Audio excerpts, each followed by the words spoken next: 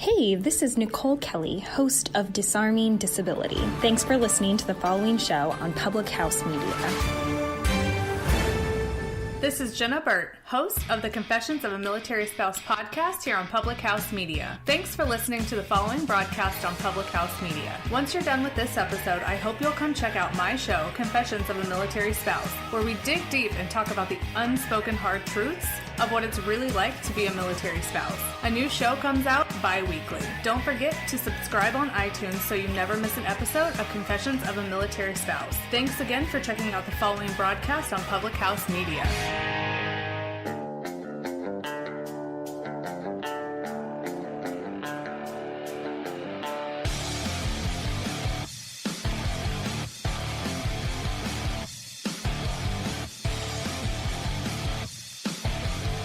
Hey everyone, welcome to Beauties and Headcanons, where we're nerdy and you probably are too. I'm Emily, and here I'm going to say that again.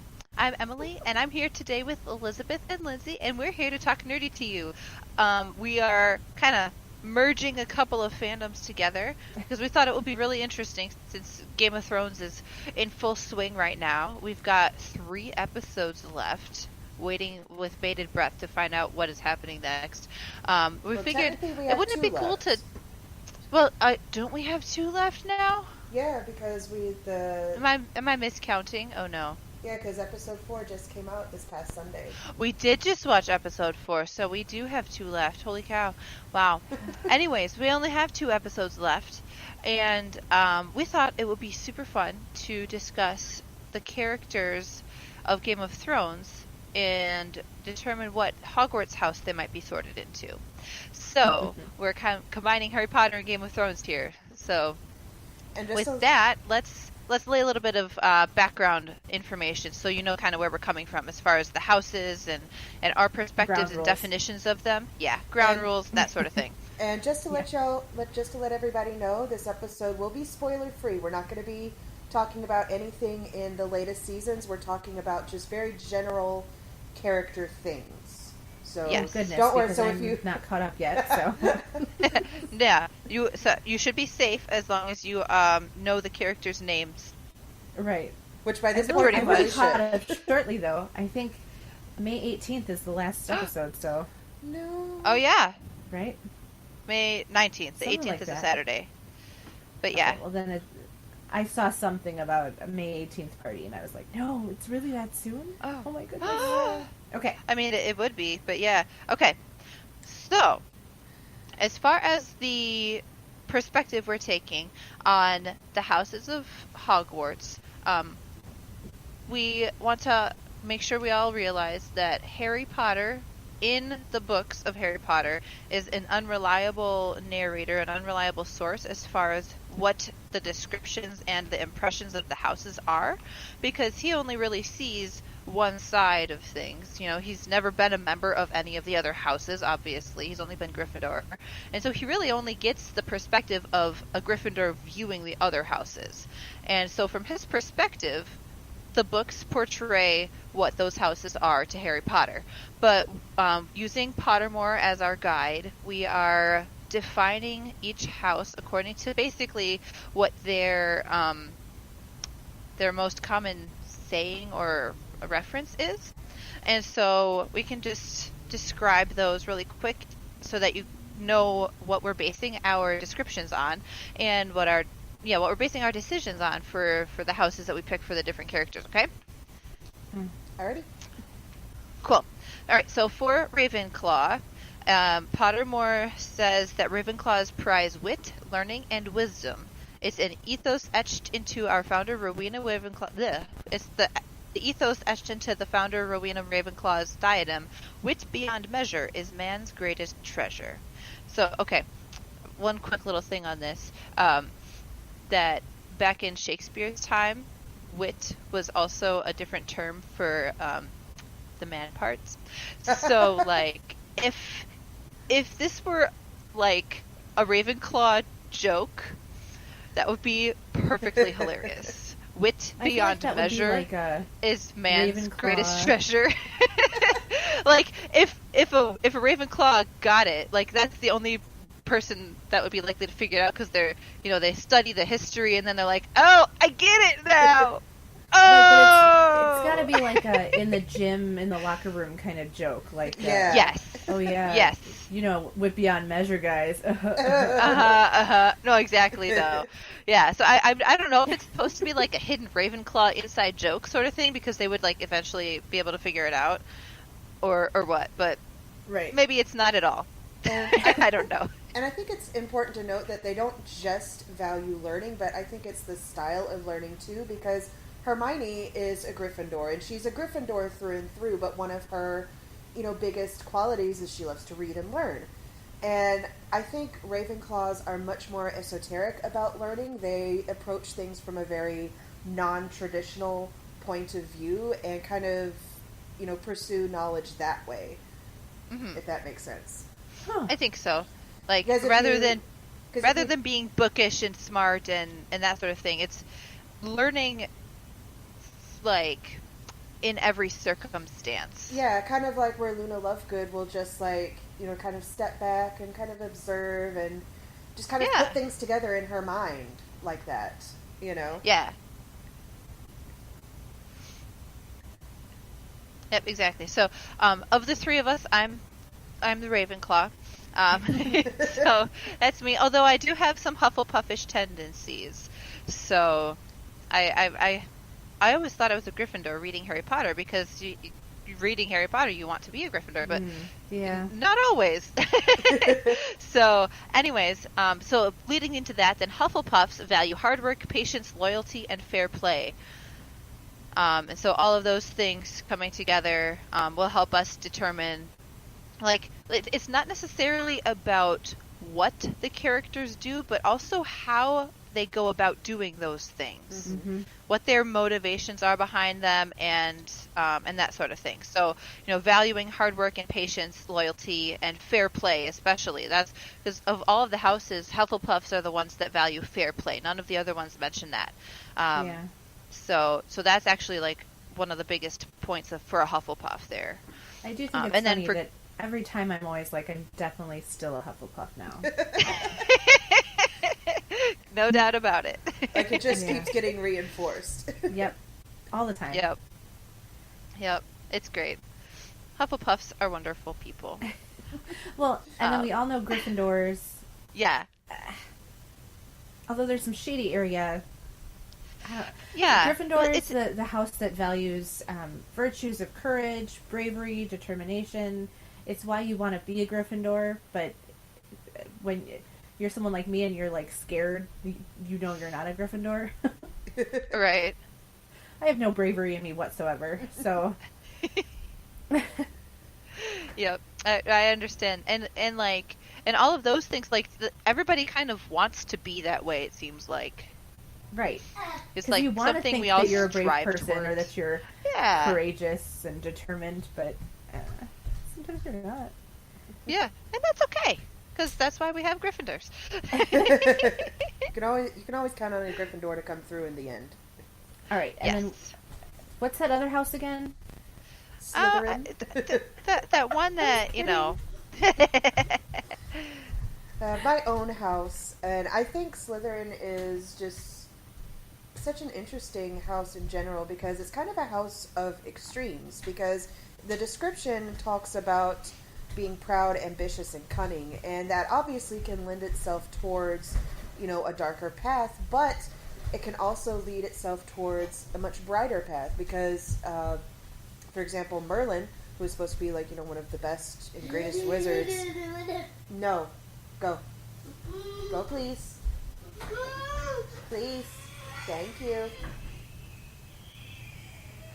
Anyway, Merlin, who is supposed to be like one of the greatest wizards of the wizarding world, he is a Slytherin.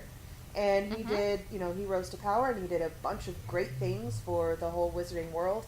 And so I think it's just more of not necessarily, how they go about it, sorry, I mixed that up in my head. It's not necessarily, Can I talk, please? Can I talk?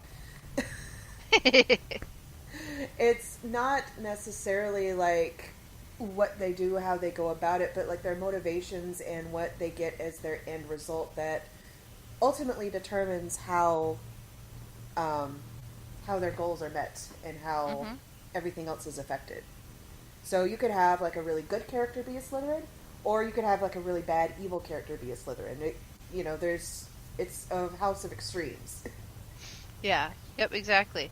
And the perspective we get in the Harry Potter books is that They're all basically bad. any Slytherin has to be a dark wizard because Yeah. that's where Voldemort came from. And, Yeah, we're you know, all bad that's and shady. yeah, and every single Slytherin was a Death Eater and all Yeah. that. Like, no, that's not exactly what it is. And like I will say, like Slytherin values purity because of the pure-bloodedness that they wanted in the wizarding world.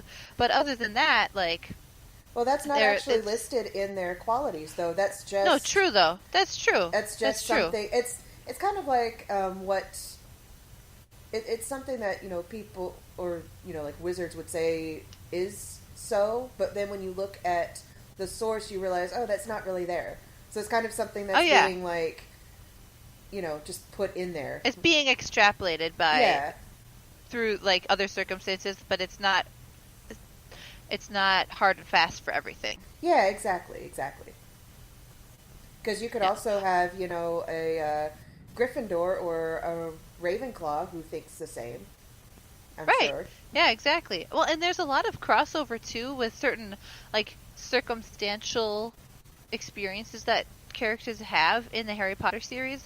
And we can even talk about some comparisons between Harry Potter characters and Game of Thrones characters where they will almost be the same, and some of them can be like very different. I think it's interesting to know that okay, the Sorting Hat itself was created by the founders of Hogwarts, and it's very stubborn, it's according to Pottermore, about when it makes a decision, because like it has been known to make some possible erroneous sorting decisions, but he'll back it up by saying, "But look at this and this and this," and so he won't admit. The Sorting Hat will never admit that it's wrong, but I think maybe that's why it takes into account what the student wants to be in yes, too. yes, mm-hmm. Because you might have the qualities of a certain house, but if you want to be in another house, that can affect, your whole school career potentially. So, like, say Right. if you, kind of like in a Hermione situation where she could have fit very well in Ravenclaw with being smart and liking to learn and everything, but at the same time, really, her bravery and I think really her style of learning fit better in Gryffindor. So, ultimately, when you look at a character, you kind of look beyond just the qualities themselves and look at their actions and their whole personality and kind of factor that into it as well. Yeah. Exactly. So, anything else do you think we need to cover as far as ground rules and whatnot before we jump in? Nope. No? Yeah, I think we covered everything. Okay, cool. Awesome. All right. So who should we start with? Because we have a whole bunch of them that we can talk about. We could just go down the line of Yeah. what we have listed. Okay. Yeah, we might as well. Sounds good. Let's go with down the list that we wrote down. Cool. All right. So our first character that we started discussing was Arya. And to me, she's a pretty obvious Slytherin given her whole character arc all the way back from season 1, trying to, kind of subvert the status quo and kind of like do her own thing and figure out like, how am I going to do this and how am I going to achieve this, and then, putting that plan in motion. Exactly. And like, she kind of knows that she has a different identity as a female character in Game of Thrones than the other female characters. Like she knows that she's not like the other ladies of House Stark. She even says like, I'm not a lady, never have been, that's not me. And so like she's figuring out her own path and doing whatever it takes to figure out like how to be herself. And the whole way that she's going about this revenge thing, if in the world of Westeros, stepping back, one might think, well, oh, well, just play the game, in order to seek revenge on everything. But no, she actually runs off to Bravos and, gets in with this League of Assassins and starts training in order to personally take down her enemies. And I mean, if that's not a Slytherin, I don't know what is. Right? Yeah, she's not going to trust vengeance to anyone else but herself. Mm-hmm. Yep. But there's also something to be said about, like, after she is able to do the no-face thing, and she finds out about what's going on in Winterfell, and she decides to go back. Like, I think that's a lot about forging her own path, too. Yeah. I just got done in the show where she tells Sansa about this moment where she was shooting an arrow downstairs after the boys had finished doing archery, and how her father had been watching her repeatedly take the one arrow out of the target and do it again, and take it out of the target and do it again. And it was very determined, very non-ladylike, but at the same time, she says at the end, he had known that that was where she belonged. Like, that's what she was supposed to be doing. Yeah. And it's like very, I don't want to say very Slytherin, but very... Well, I think it is Slytherin because, yeah. It's kind of, quite a few houses have like a sort of determination about them, but it's kind of how they go about that and express that really divides them into the house. And this one's like not following the fold, forging her own way, doing it her own way, no matter, even when she walked away from the Hound, I was like, because I had expected Arya to love him and want to be with him and want to save him at that point, and she just left him. And I was just like, oh, all right, girl. Yep. She's like, boy, bye. Don't got time for you. Okay, who's next? Right, We've got Bran. Which I think this one's fairly obvious. I mean, it's my favorite because it's a pun. Yes. So, he's the Raven Claw. The three-eyed Ravenclaw. I didn't even do that. Like, yeah. I mean, really? While it's not really a path I think he consciously chose for himself, the fact that he continued on that path and, willingly, like, submitted to everything that, kind of went along with being the three-eyed Raven, I think that really, sets him up to be a Ravenclaw, because, I mean, I don't know how much more esoteric and non-traditional you can get than being the three-eyed Raven and, like, viewing all of these historical events, basically, like, not as a hallucination, but basically, like, kind of inserting yourself there at the moment invisibly and just observing them. Kind of like a watcher. Yeah. Or kind of like you're using the pensieve and going through the memories of all of time, Yeah. Like, and I think he definitely, embraced his new identity. Because when he was younger and before Jaime pushed him, he kind of wasn't quite sure who he was supposed to be. He knew he loved to climb, but that was about it. And then,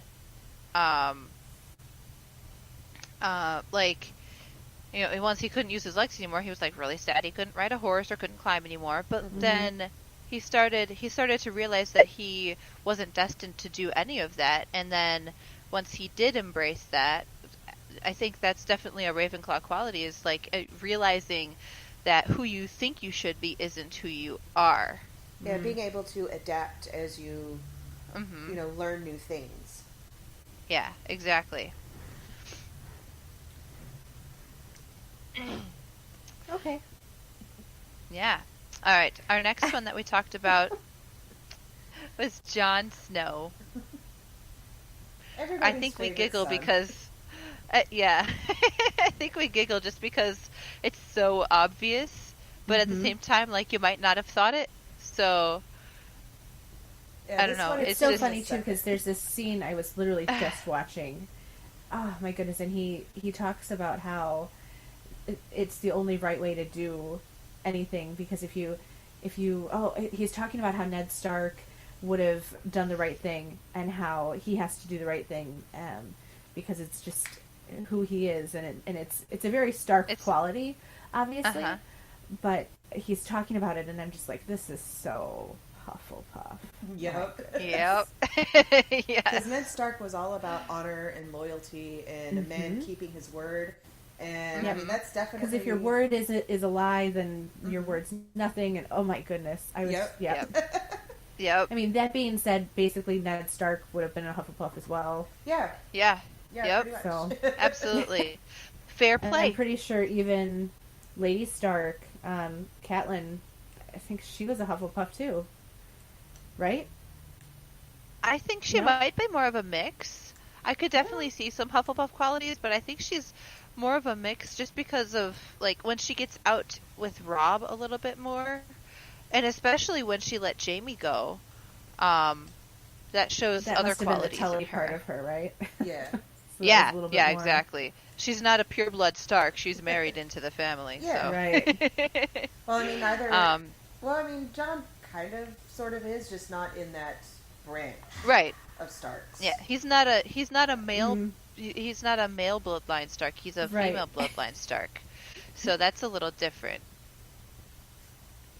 Okay, so then what is Rob?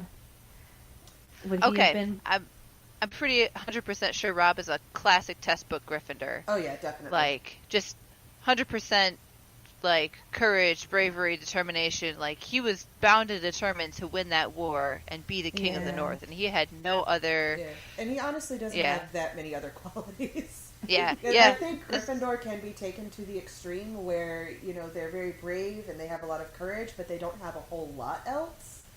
Right. And if you don't have the smarts to temper that, you can end up in very bad situations. And I think... Yeah!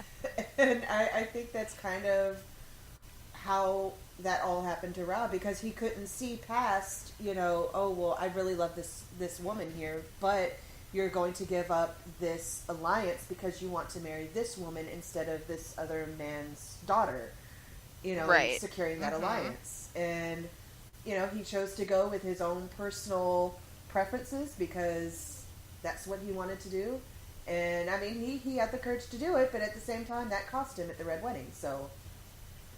Yep. Oh, I wanted to say one more thing about John and his Hufflepuffness, because, like, he says several times that he doesn't want the throne, and yet people keep trying to, like, shove him into more and more positions of power, and he's like, what?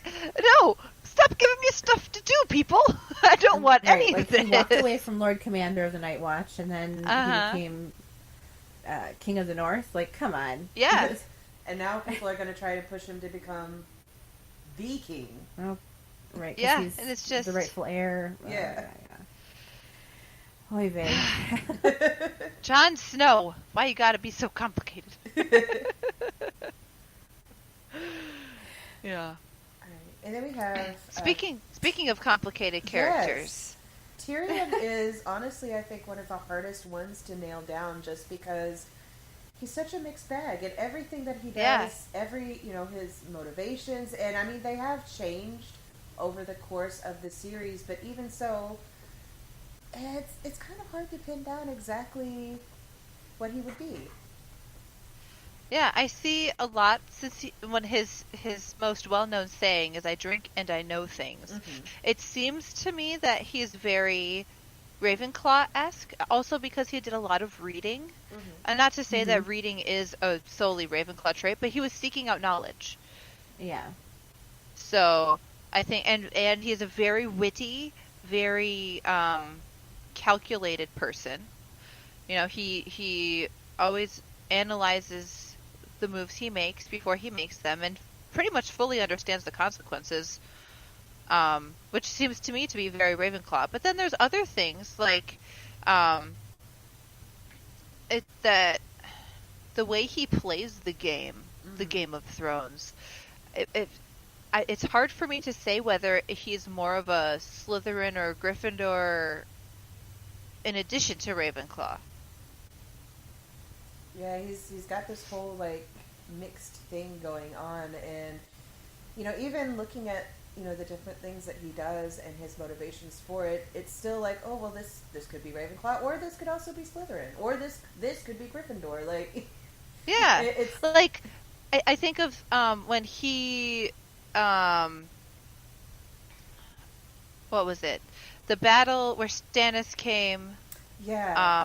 And at that battle, he made that little speech, and he's like, you know what? We might all die, but let's all go out swinging. Yeah. And then he just like led the charge. Yeah. Like, well, that seems kind of Gryffindor to me. Yeah. So maybe You maybe he's a Slither Clofindor. No. Oh my goodness. I mean, I really have. It's so hard to say. We'll have to put the sorting hat on him sometime. It's Yeah. interesting because he's not a Hufflepuff at all. No, not No. really. Not at all.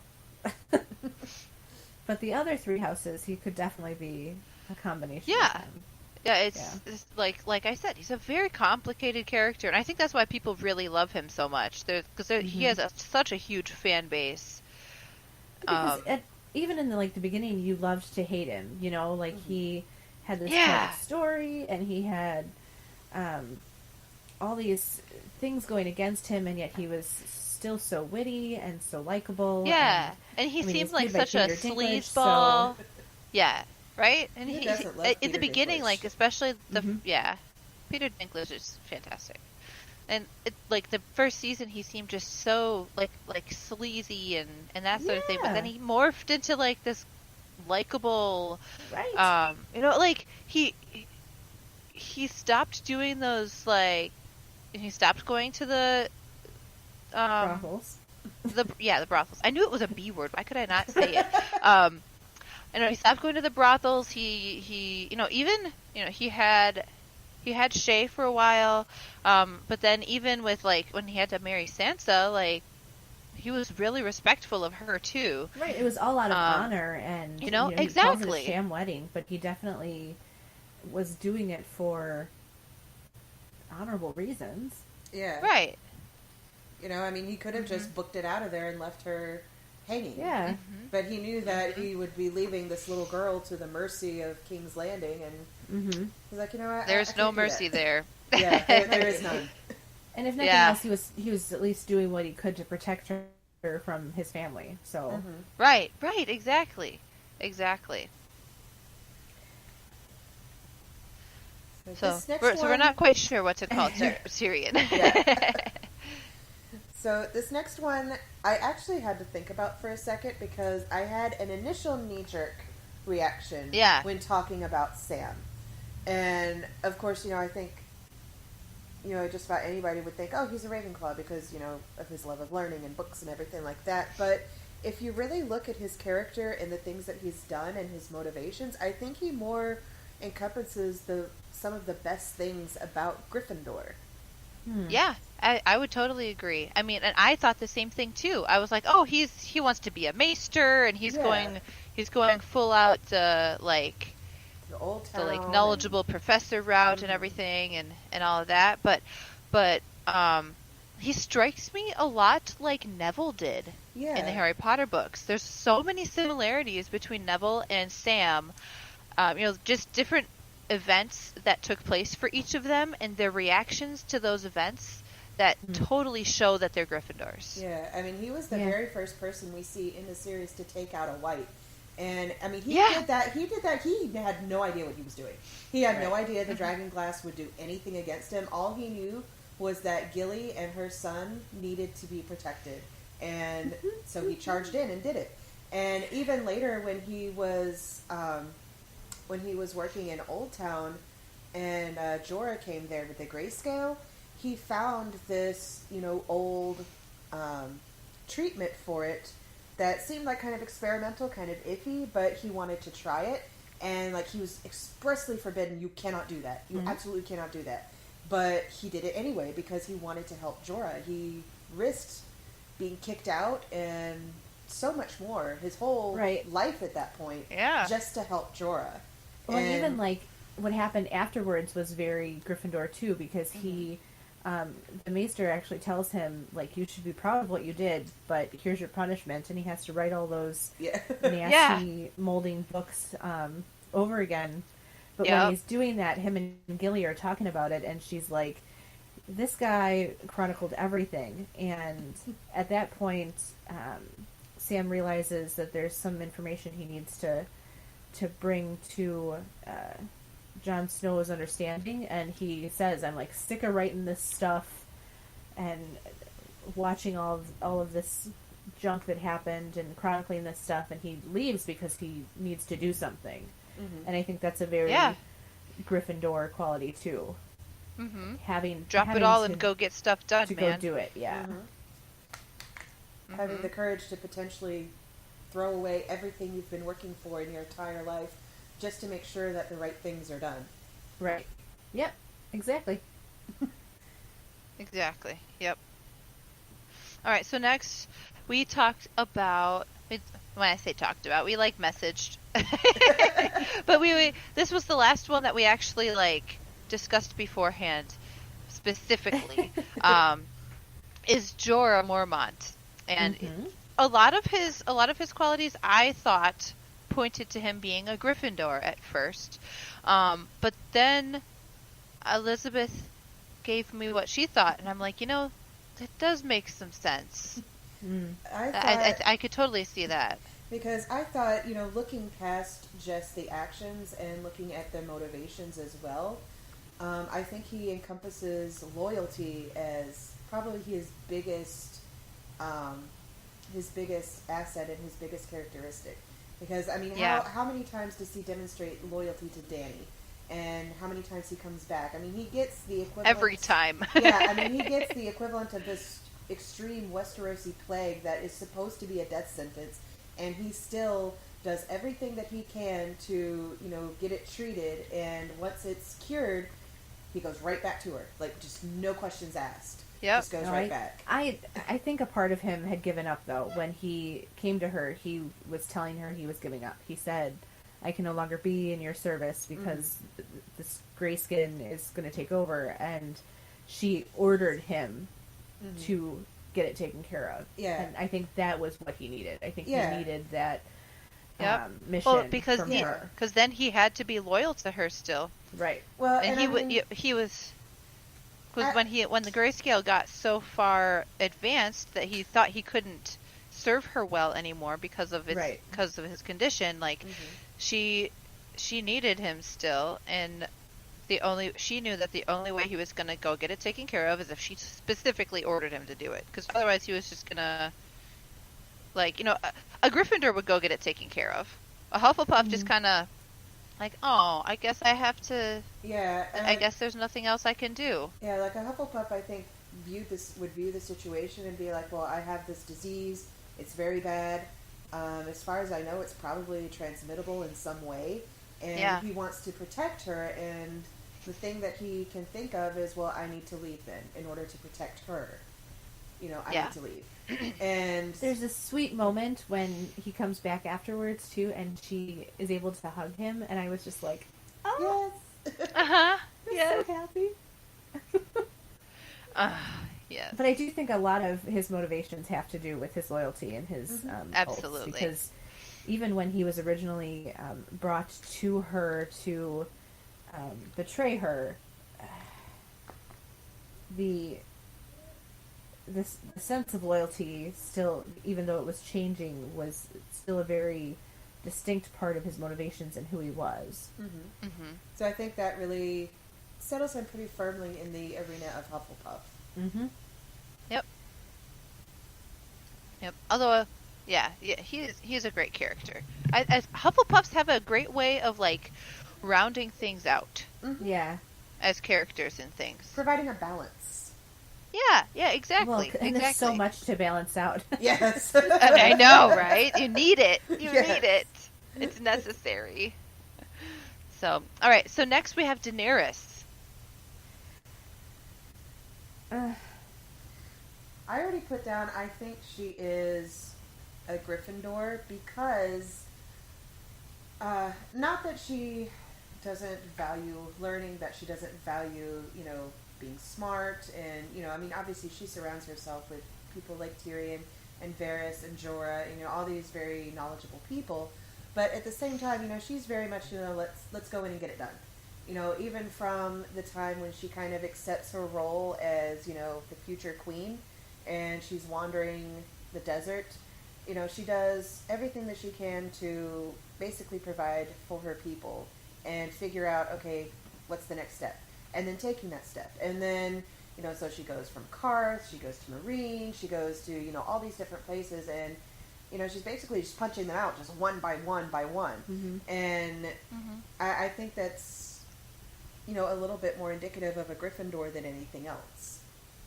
I would agree with a lot of that, but I also think that as she gains more power, she shows her cunning a lot more as well. Mm-hmm. So she might have a little bit of Slytherin to her, but overall I'd say she's mostly Gryffindor. Definitely.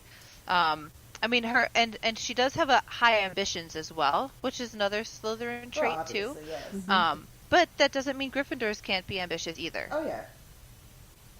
It's just how you go I mean, about that's it. what I was going to say too. Is I agree with everything that kind of sways her to be a Gryffindor, but I definitely see a lot of Slytherin as well. Yeah. So it could be mixed. Mm-hmm. I could definitely, and especially in the later seasons, like I said, more Slytherin qualities coming out. But definitely when she was newer to the show, she has a fantastic character arc where she just goes from this innocent little teenager into this powerful woman, and she really embraces her determination, and she claims her birthright and understands that that's who she is, and no matter what, that's what she's going to accomplish. Right. And see, this is the big difference between between the TV show and the books, because not that I've read the books, but I've read and listened to quite a few different things. And one of the things is in Dany's personal story arc in the books is it's not always even necessarily things that she does or that things that she comes up with that she needs to do, is that she receives a lot of guidance from different people. And there's always this kind of air about it, like, this is your destiny. You are this chosen person to do this. It's, all very, kind of like a fate-esque kind of thing. So, that didn't really come through as much in the show, I don't think. They kind of show her more as she takes charge herself and does things with her own motivations. But, But either way, I mean, I think this whole character arc that she has from the very beginning to up until now is, kind of a bit of a mix between the two. Because you have all of these things that she does and that she's motivated to do, and it's definitely this is a Slytherin quality, but this is also a very big Gryffindor thing to do, so it's... Right. Well, and that's the tough thing between Gryffindor and Slytherin, because their qualities are so very closely related.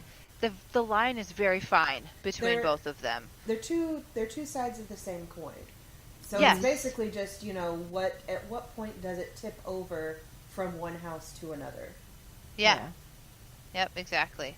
Right. Speaking of, we've got another powerful woman here, Cersei, and I see nothing else but Slytherin in her. Neither do I. Yeah, I mean, that's pretty obvious to me. Mm-hmm. She's kind of textbook Slytherin, I think. Mm-hmm. Yep. Kind of like the textbook, through Harry Potter's eyes, Slytherin. Yeah, exactly. And I mean, that's what I was talking about before with being a house of extremes, is you can have this really good character like Arya, who does all of these things with ultimately a good motivation, but then you have people like Cersei who, does these things basically for her own personal gratification. So, yeah. And I'll admit, I haven't seen any of the newest season, obviously, but there's even a part where she talks about family and how she's thinking about how maybe the Greyjoy uncle has it right, where you just go get on a island and sit it out with your family. And her motivations and the way she goes about things are so selfish. It's like the worst so parts. The worst passionately parts. selfish that I just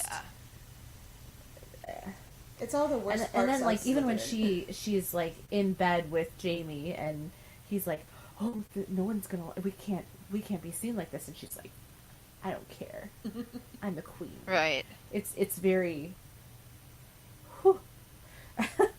Yeah. Definitely. I don't think there's a hint of any other house in there. Nope. No, definitely agree there. Yep. However, the next one we have to talk about is Varys, and I think he's got some.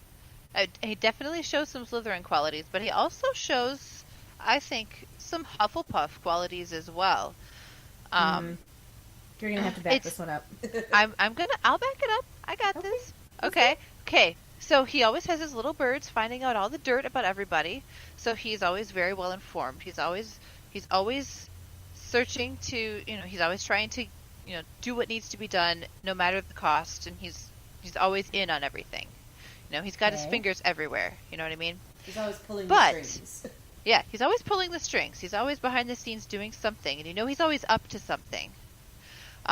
But he's up to something, I think, because he is extremely loyal to Westeros, and whoever he thinks is the best leader for Westeros, no matter who that person is, he is going to be behind the scenes pulling their way.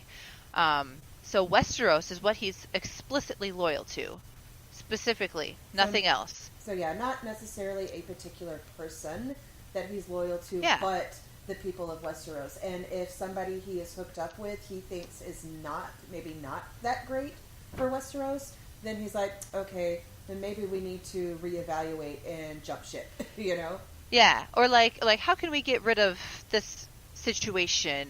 Like, oh, maybe we can get rid of that person, and this person can take charge instead. And he's very, very behind the scenes in charge. Yeah. So basically, a lot of what he does is just to better life for the people of Westeros. Even if he's not loyal to a specific person, he's still loyal to the general population. He even said in one episode, or maybe more, that someone asked him point blank, "Who are you loyal to?" And he specifically said, "The realm." He didn't say a person. He didn't say himself or anything like that. He said he's loyal to the realm. Specifically, that means Westeros. Okay. Sure. You can still have your reservations. I don't disagree. So okay, that's fine. I mean, he's kind of like a Tyrion type of character, I think, in a way, because he is a very complicated guy, and we don't know a whole lot about him because he's not 100% front and center. Yeah, he's still very mysterious in everything that he does. Yes, exactly. We only really know little bits and pieces about him and his past, and we got to kind of and all of his connections. Yeah, we got to kind of just piece everything together bit by bit as we go through the series as we watch it. Because some people are presented as pretty much open books, as this is their past, this is their history, this is their family, and then you get characters like Varys where there's just scraps of information that you're trying to piece together. Yeah, right. Yep. All right, so I have a few names that I want us to just kind of fire through, because all week long we've had this opportunity to be thinking about the ones we just spoke about, but I want to know what your guys' trigger answers are for a few of these guys. Okay? So what would Jaime Lannister be? Gryffindor. Yep. And leading towards the whole Robb end of the spectrum, where his bravery kind of outsells a lot of other things. It blinds him to a lot of things. Yes. Okay, what about Ygritte? Yep.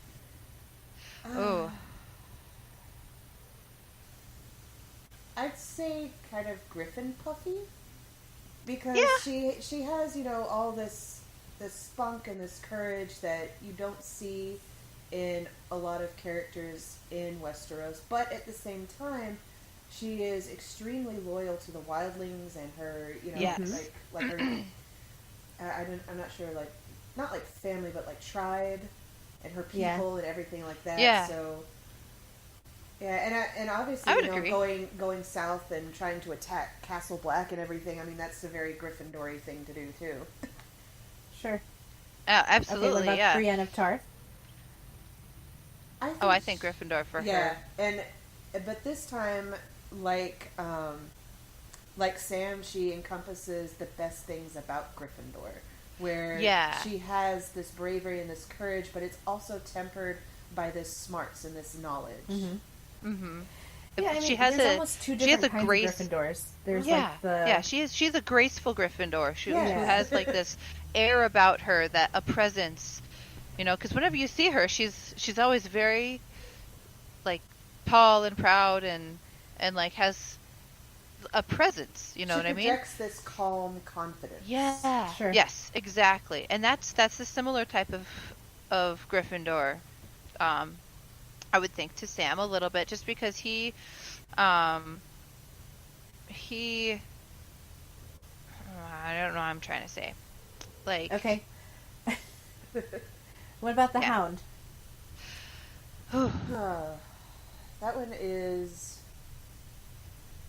I don't think I have an immediate answer because there's. There's not a lot we know about him. At the same time, we do know enough to kind of understand him. I feel like there's like a happy-go-lucky Hufflepuff, and then there's like a downtrodden, weighed down with the weight of the world and the concept of life and duty, and I feel like part of me wants him to be a Hufflepuff. Yeah, part of me wants him to be a Hufflepuff, but also like he's a Slytherin Hufflepuff, which is weird. But a Slitherpuff. That's the closest I can get to it. Yeah, I don't know that he has too many Slytherin qualities because I mean, I don't see a whole lot of ambition in him. I do see cunning, but I mean that's in a lot of different characters for Game of Thrones. But if you look at ambition and motivation and everything like that, I don't see a whole lot of Slytherin in him. Proud? Not really. Not really. I think because, I mean, every time that he's tucked tail and run, I think that speaks to, what he thinks of his pride. Like, he won't back down from an all-out upfront fight, but he knows that he needs to get out of Dodge for safety reasons. Yeah, and like basically at the Battle of Blackwater, I think it was, when Stannis was trying to come into King's Landing. Oh, yeah. The one where Tyrion really shone. They started... there was a bunch of fire that started happening around him, and he started, having, issues with that, obviously, because of his history. And he basically was like, you know what? Nope, I'm out. And he just left. He dropped he everything flat out noped out. Left. So he noped out of that fight. I don't think that's a very Slytherin thing to do, because, I mean, if you have this ambition to stay in King's Landing, to better yourself, you're not going to throw all of that away. I think you're reading into the word ambition a little too much. I think ambition can also be ambition to live, or ambition to survive, or ambition to... I mean, it can be an ambition not to die. But I think it's more about the way he deals with his history, I think, helps us. Well, there's a lot of cowardice in that. Well, I mean, ambition as a general word, it can mean more than that. But ambition as it relates to Slytherin specifically is more about bettering yourself and moving yourself upwards. Gaining power. Yeah, exactly. All right, so let's talk about Sansa Stark. Oh, do we have to? Oh, boy. Well, in my head, she's a squid because I don't even really want to think about it. She's... Right? I have no answer. When I don't have an answer, I just want to say Hufflepuff. How dare you? Not as an offense, but it's very hard to... It's hard to place people sometimes when they're not Ravenclaw, Gryffindor, or Slytherin. And to me, that, it rules out everything else, then it must be Hufflepuff. Well, she's like an ugly nothing, basically. I almost kind of agree with Elisabeth, although I don't like to ever agree with Elisabeth. Never, ever. She's just not anything, really. And we've seen her change colors and change skins so many times that I don't think she's got loyalty to anybody. I don't think she is about to anyone herself, maybe. enough. To her family, but Well, not Yeah. even that, Yeah, though, to her, really. I mean, I don't know. What Yeah. she did to Ned Stark, and the way that she just changes colors for whatever's best. Ugh. And Baelish too. I feel the same way about him. I was Yeah. going to ask you guys about Peter Baelish. honestly, the way she sounds to me right now is very selfishly Slytherin. Yeah. but she's not smart enough. But Baelish, I think, is Slytherin, even though I don't I would like say him yes. because he does Because have that he's cunning smart? and ambition. Yeah. yes, he has the brains. He has the cunning. Yeah. All right, so just a couple think- more. What about Yeah. Stannis Baratheon? Gryffindor. The worst parts Yeah, of it, straight too. up. Yeah, like the kind you don't want. Yes. Like the around. ugly, entitled, all that garbage, Yeah. right? Like Yeah. like even worse, like way worse than Robb Stark. Yeah. And then I don't want to stop on Theon Greyjoy, but I guess that's the last name I have. So, Now this is really interesting because, like, based on his whole character arc, I think his house actually kind of changes. Because to Right. start off with, he's just kind of there, and he, when the whole, battle for the Battle with the Five Kings starts, or the War of the Five Kings starts to kick off, he sees this opportunity for himself to kind of seize back this, retribution that he thinks that he's due. And so he attacks Winterfell, and he, does all these horrible things. He's very vindictive. Yes, basically to, better himself and put himself in a better position. And that's very Slytherin-like. But as he goes on, as he's, like, transformed by his time as Reek, and as he escapes that and he develops himself further, he kind of becomes a little bit more Hufflepuffy, where he kind of figures out what it is that, like, who he is and what it is that it is important to stay loyal to and put yourself in. Mm-hmm. So I think I would agree too, because in the end, he tells Sansa at some point that he's loyal to a Stark. He's always been a Stark, even though he betrayed them. That was a mistake. Yeah, so I think in the end, at least in these like final seasons, he's definitely a lot more like a Hufflepuff. Mm-hmm. And there's, if I'll just mention that in the new season, there's some things he does that definitely portray his loyalty. Oh, definitely. That And I think so you'll that get to see that. That definitely cements it for me. Yeah. okay. And that's all I there have. was one more. There's one more I thought of now. Hold on. Why am I not thinking of it? Tormund. Yes, Tormund. We have to end with Tormund. We have to end with Tormund. I would say he's mostly Gryffindor, like the good parts of it. But he also has like a flavor of Hufflepuff in there, where he's, kind of like Ygritte, where he's very loyal to the wildlings, and then obviously loyal to Jon and everything like that. So, Yes. Yes. Well, I love, like, he'll tell the stories, and every story is more grand than the last. yeah, I think like Ygritte is a little bit more Hufflepuffy, and then Tormund is a little bit more Gryffindor, but they're both kind of a mix. Uh-huh. Yeah. And that's why we love them. Yes. Our little wildling babies. Oh, yes. All right, ladies. All right. Is that all? That's all we've got. That's all right. I mean, we did go over a lot of characters. Yeah. All right. Well, that's all we have. So what about you guys listening? Do you have any characters that we didn't cover that you think should belong in a Hogwarts house? And what do you think of our choices? Do you agree or do you disagree? Check us out on social media and let us know.